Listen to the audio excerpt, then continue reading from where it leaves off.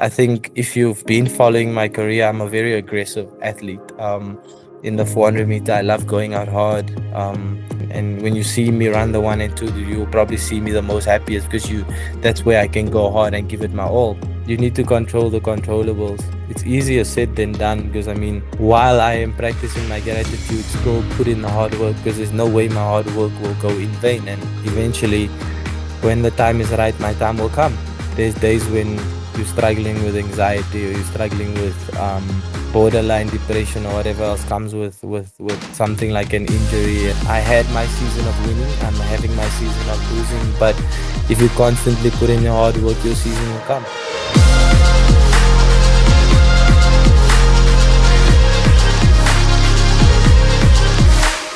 Cool, man.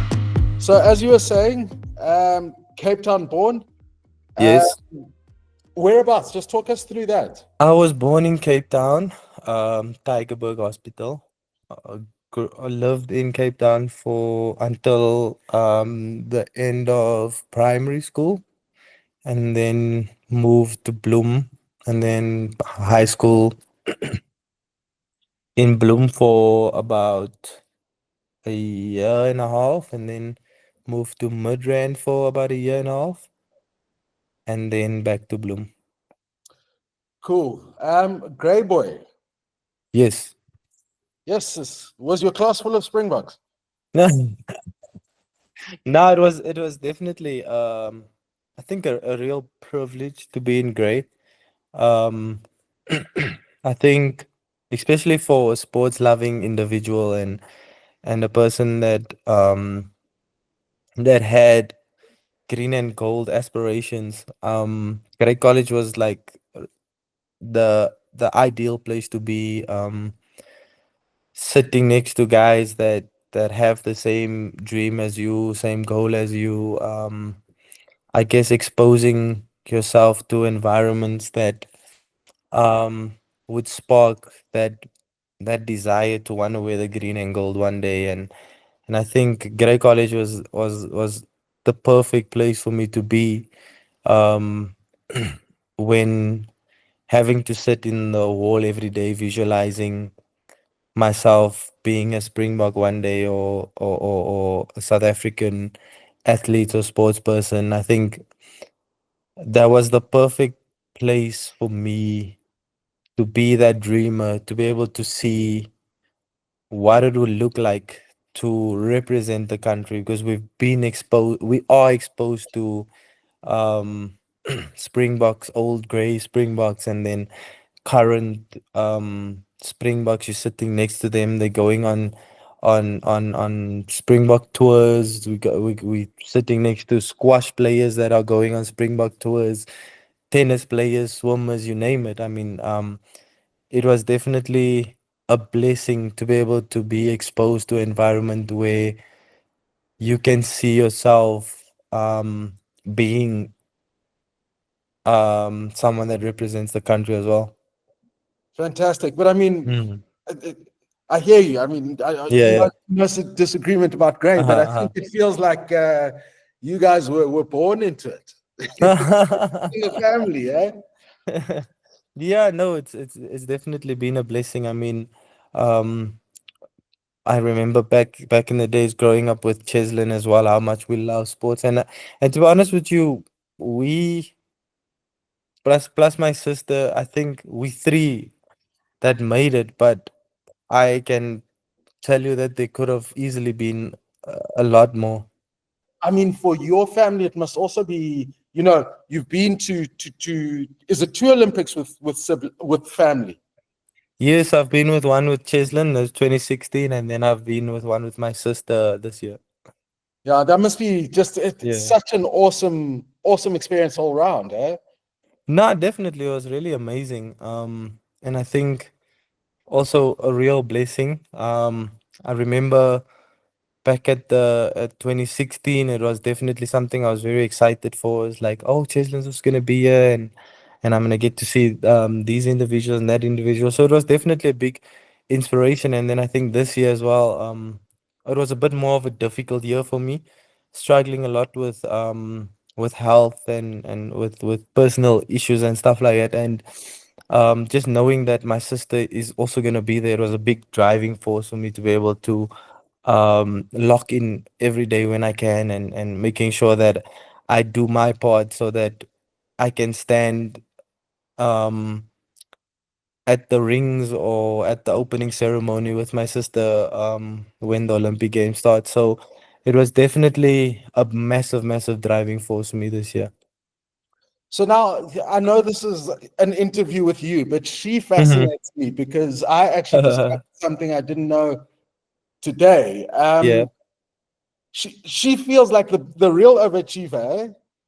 Eh? Yeah, she is a bit of a all-rounder.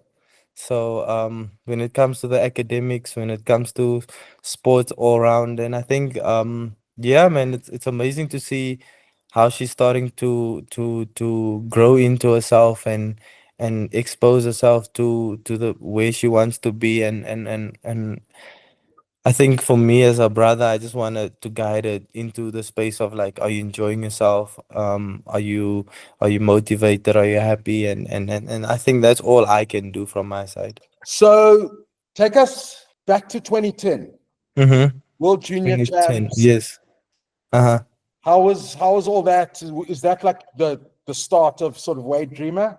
I think that was definitely the space where it was like, okay, this is me now, and this is what I'm gonna focus on, and where I'm gonna have to put my energy in, because I was also very attracted to rugby and football and all sorts of sports. And I think being in Grey College, it was a bit difficult to specialize in the rugby side because I wasn't there day one. So then it became a bit challenging for me to make first teams and the A teams and the main teams and so on. So I ended up being a bit more discouraged when it came to the rugby space because I I actually thought that rugby would have been the place for me to go to. But then I guess it was a blessing in disguise that that didn't materialize, because then I would seek other sports, and I think track and field was one that was always around and one that I was always good at, and I could always back myself in when it comes to sports. And 2010 kind of sealed it for me, because I mean I was still a very raw athlete, not much training, didn't really take the sport too serious. I was more fixed on doing as much as I can, athletics in the summer, rugby in the winter, football in between. So it was never really something that I was stuck on until 2010. And when I came fourth at World Junior Championships, I was like, if I can come fourth in the world without much training, then I'm sure I have more potential. And I think that's when I started taking it a bit more serious. How do you get, or how did you get to a point when you basically are running world class across all those distances? How do you get to the point of going, four's going to be my thing, and then now with your change going, okay, cool, these Olympics, I'm going to, you decided to concentrate on the two. I think now that you highlight the question, it's kind of what keeps me going, what keeps me ticking, the fact that I have the gift and talent to be able to expose myself in all of them and believe that I'll do well in all of them. I think the only unlucky part of it was my injuries. Picking up a lot of injuries and picking up big injuries and all the small ones during the journey kind of made it difficult for me to um, push the barriers to the level and the limit I really wanted to. I am very grateful that I did have the opportunity to push myself in the 400, but I also feel like it really wasn't everything. And I don't know if it's a blessing or a curse, because I was more attracted to the fact that I could do them all than I was to specialize in one. And that's where I think maybe it could also be a curse, because you also want to be able to focus on one thing and push yourself to the extreme limit to just that one thing, and see what is the highest point that you can go with it. But at the same time, I think the fact that I could switch to the one and two as well and be competitive and have that desire to be competitive in those events is what kind of kept me around more than anything else, because I think I had a more holistic love for all events than I did just one, if that makes sense. Yeah, yeah. And like I don't want to dwell on 2016 because I think Hmm. Hmm. everyone's kind of heard the story, but just Yeah. from a personal experience, when do you, and Yeah. not in an arrogant way, when do you Hmm. have that moment of like, like that surreal moment of like, if you think back now, when did you go, yeah, I had arrived?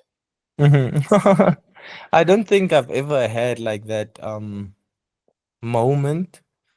I think I was always just someone that knew that I just have to work as hard as I can and see what happens. And to a large extent, the 400-meter race was something that I wanted to do as hard as possible and as efficiently as possible, so that I can I can be done with it in a way. I don't know. It sounds a bit how do I put it? Like the 400 was something that I didn't want to dwell around too long. So if I had to do a 400, I need to do it, get it finished and done, get it over and done with, and then move on, because it wasn't a space that I really enjoyed too much, but it was a gift and it was a blessing. So I obviously knew that I had to reap as much as I can out of this, because this is my God-given gift and talent and blessing. But at the same time, like I said earlier as well, like I had such a big desire and motive to want to do well in the two and one as well, that it kind of made it very difficult for me to just focus. And the moment I crossed the finish line with during the Olympic Games, I think it was more a sigh of relief than it was a moment of celebration. I think only afterwards you realize that what you've achieved was something great, something amazing, something that inspires, something um that's historical. But in that moment, I really just wanted to do the best that I can and then move on. But later on, you start realizing that, hey, you need to take a step back and celebrate these moments and appreciate it as well. Yeah, because I think Mhm. one of the jobs we're really trying to do at the moment is kind of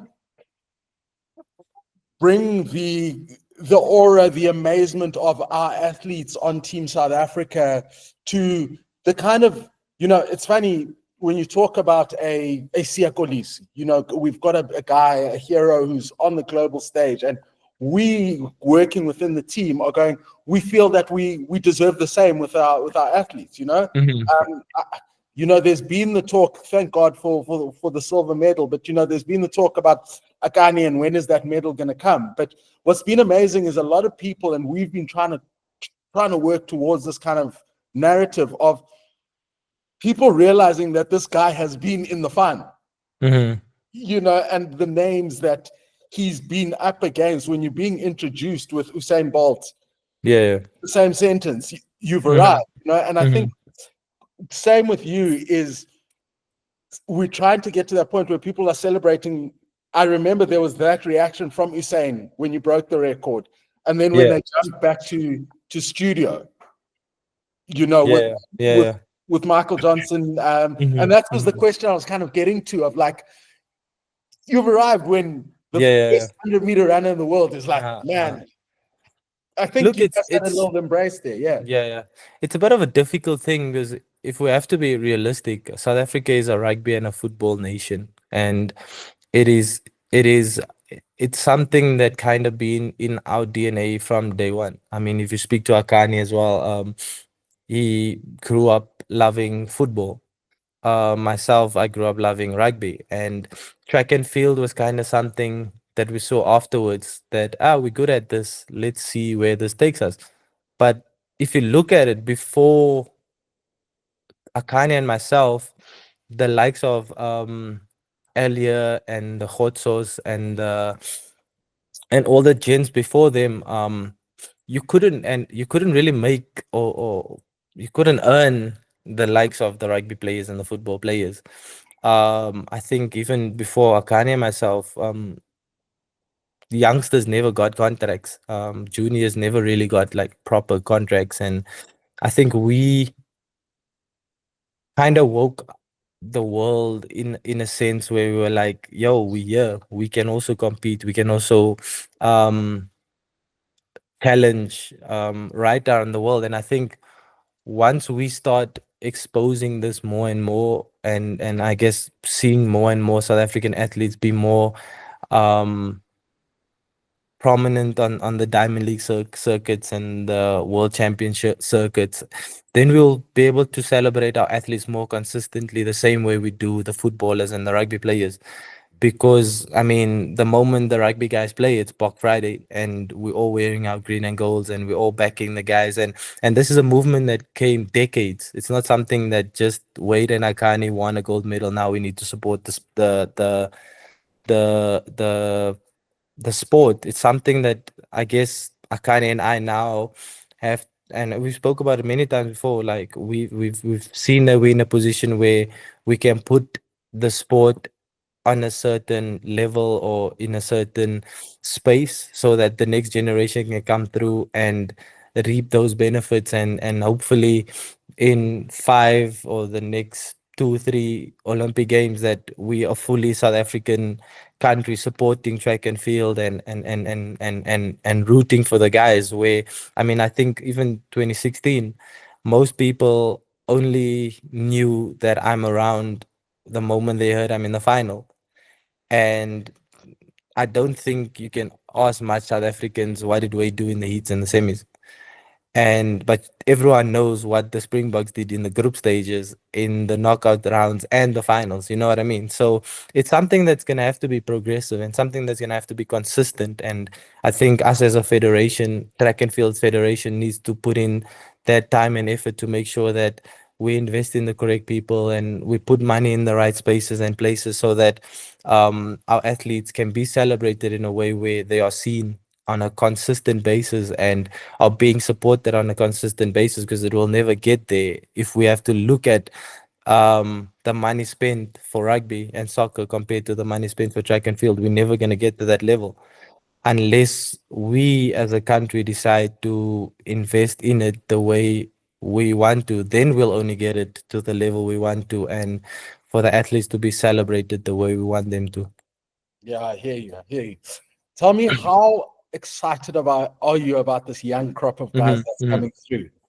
No, I love them. I think it's amazing. I think it's really a good group, good personalities, good energies, super competitive as well. And I think all of them quite professional, and I think that already takes them to the level of wanting to see them consistently at the world stages. I think if I look at this year alone, how the whole world celebrated our youngsters, and the whole world highlighted our Bradleys and our Lyles Lights and our the guys that did well in, where was it, the world champs, The under 20s. the under 20 world champs, Yeah, the guys man. that did Yeah. well out there. And I mean, we saw these guys being posted by World Athletics all through the year. We saw these guys being posted, um, reposted by people all over the world. And I think this is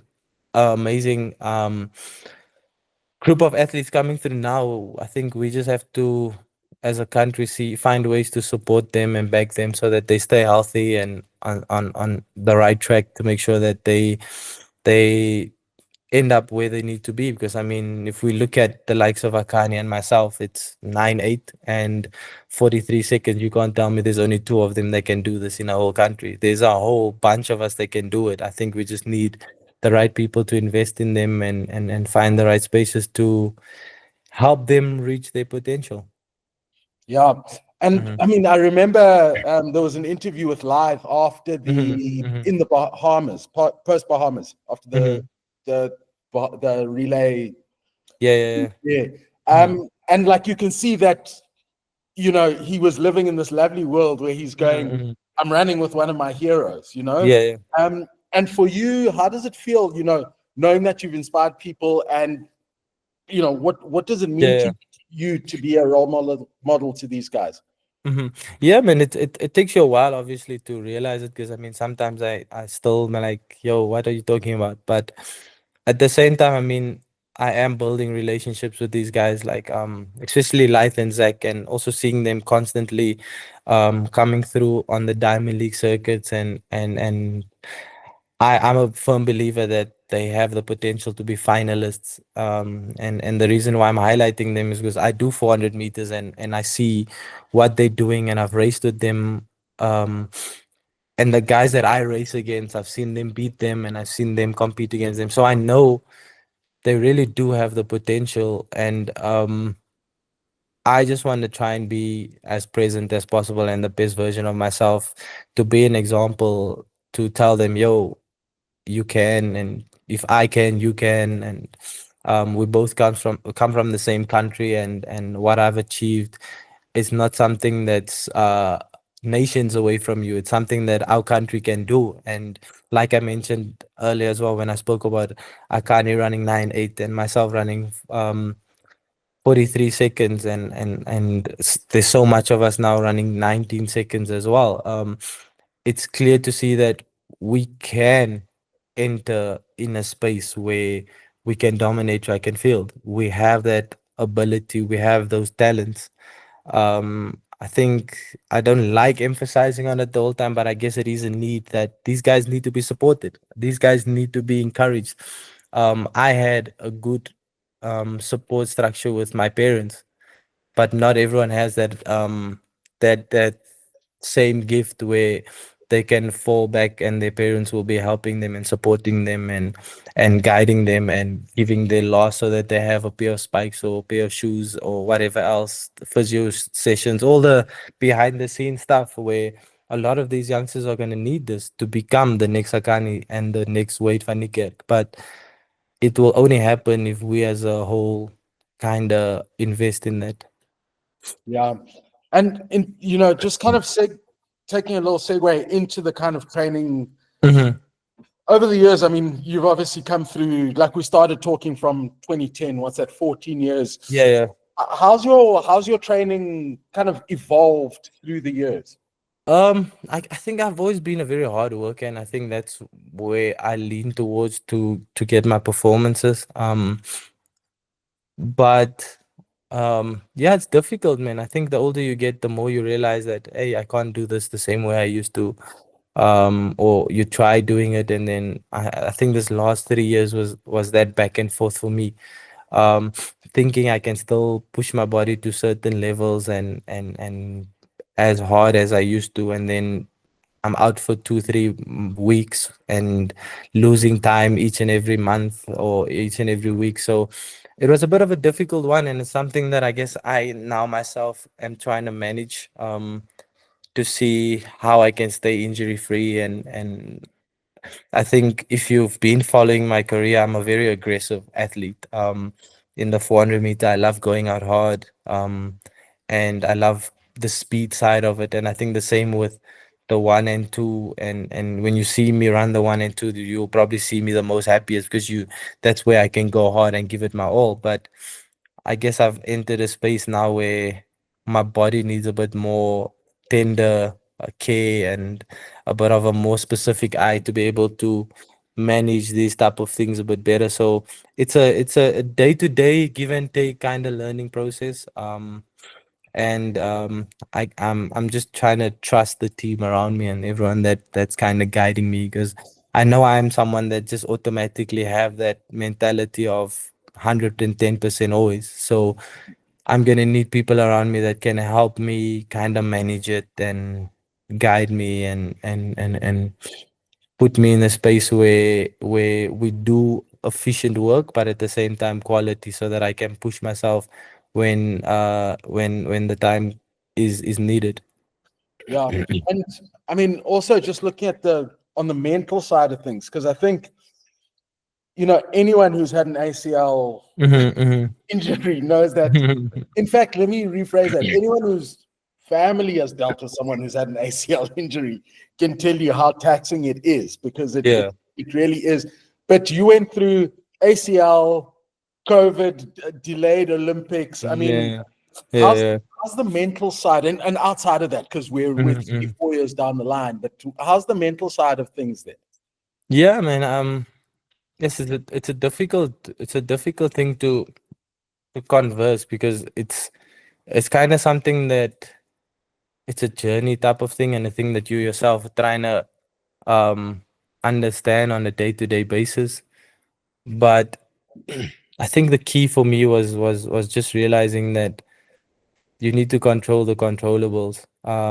It's easier said than done because I mean, there's days when you're struggling with anxiety or you're struggling with borderline depression or whatever else comes with something like an injury and something like um the difficulties of being able to push yourself to the limits the way you can and the way you know you can, and then life itself comes along and gives you its own unique challenges and personal um difficulties, and now you're trying to juggle all of these kind of things that you need to overcome, and I think being able to identify what the negatives are and what emotions goes with the negatives, and then try and identify what the positives are and what emotions go with the positives, because I think when you on a high, it's easy to see the positives and to understand the positives and know what direction to go to. But once you are exposed to the negatives and the depressions and the anxieties and sleeping medication and finding ways to maneuver yourself through the difficult times, it then becomes a bit more of a darker cloud that you need to work through, and it becomes very challenging because now you need to work through something that you've never ever done before, and then later on you realize that even my positives feel like negatives, and you're no longer taking your positives in the way you used to. It feels overwhelming and it feels like it's a negative, and it's hard to say because I mean, we spoke about it earlier how much kind of sports people I have around me in my family and so on, but I guess I'm the first one to hit the heights that I have, and I think a lot of people has mentioned it to me is like, don't put so much pressure on yourself.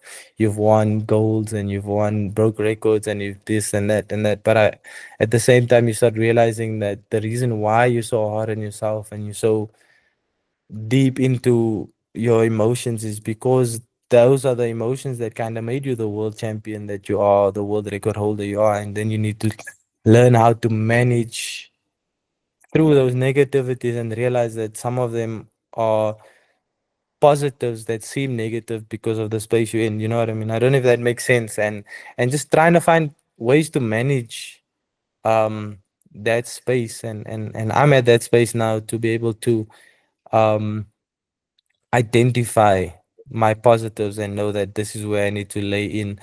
And I think the recent thing that I've been meditating on was, they say anxiety and gratitude can't exist at the same time, and that's kind of where I'm soaking myself into, is to see what am I grateful for, why am I still doing what I'm doing, and seeking all the good things of what I'm doing and why I'm doing it. And I think, like you've mentioned earlier as well, like looking at all the youngsters that see me as inspiration, I think I remember the ones that it really changed the entire season for me at Bahamas. Zach came to me and he was like, "Wait, just the fact that you are around changes our mind and it makes us feel like we can." And to me, that was a massive positive because I'm like, oh, like I'm all down and out and struggling with injuries and niggles and issues, and this guy's giving me a positive. Why am I not grateful that I can be this presence and I can be this person to others? And while I am practicing my gratitude, still put in the hard work, because there's no way my hard work will go in vain. And eventually, when the time is right, my time will come. Because I had my season of winning, I'm having my season of losing. But if you constantly put in the hard work, your season will come. Yeah, and I mean, on that point, Hmm. what goals have you set Hmm. yourself for the coming years? Yeah, yeah. It's very difficult because when it comes to the 400 meters, I think 42 seconds is definitely a big goal for myself. And if it happens or if it doesn't happen, it's something that I'll always strive towards and push towards. But then when it comes to medals, I mean, I've done it in the 400. I've done golds in the 400 meters. I've broken records in the 400 meters. So I don't know. It's a difficult one. I think I'm just taking it day by day and seeing where it takes us, because I feel I would love to know what it's like to be in a 100-meter final one day. Or um okay, I've got my 200-meter gold, but I would love to up my tallies in the one and twos. But yeah, I mean, it's a very difficult thing to manage, a very challenging thing to manage. But at the same time, the 400-meter comes so easily. Like, I know that I can just turn up to an event and I'll do well in the 400 meters. So it's a very difficult thing. I can't really tell you. So I'm really just taking it day by day, putting in the hard work, putting in a holistic effort, and then allowing my body to kind of guide me to where next. Cool. But No, thanks so much for your time. no problem. It's been lovely catching up with you, Thanks. and hopefully we'll bump into you sometime soon. Are you Yeah, hopefully we'll see. are you back US, or are you going to be training SAs? That are we here now? I'm in SA for now, yeah. I'll be working in SA. Cool. Well, I'm sure we'll Yeah. see you at Champs or one of those. Yeah, Yeah. yeah, yeah, yeah, for sure. Now I'll be around. Cool. Awesome. So thanks so much for making the time. Appreciate it. No problem. All Take care, good. mate. See Cheers. you. Cheers. Bye. Bye.